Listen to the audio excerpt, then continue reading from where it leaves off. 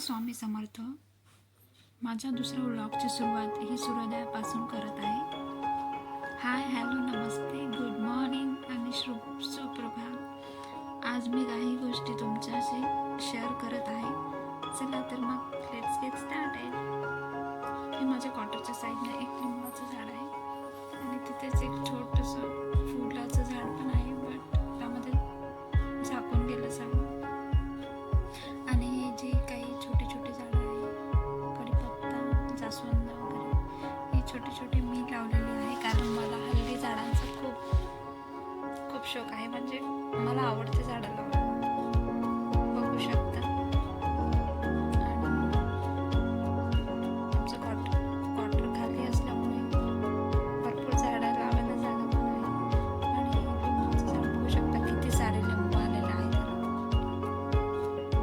आणि लिंब तर आलेच आहे, पण छोटे छोटे फुलं पण लागलेले आहे. परत बाजारात लिंब खरेदी करायचं कामच नाही. आणि चला तर आता चहा झालेला आहे. चहाला चांगली छानपैकी उकळी पण आलेली आहे. चला त्याला आता गाळून घेऊया. हो ना, चहा खूप आवडतो, त्यामुळे तर पाहायचंच काम नाही.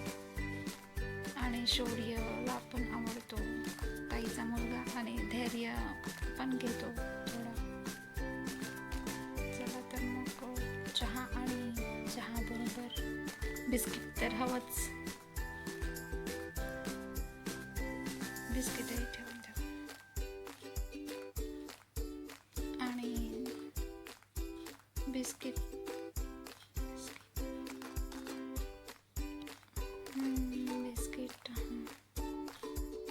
चला, बिस्किट आलेलं आहे आणि झालेलं आहे चहा. सर्व करूया. आणि आता माझा नंबर.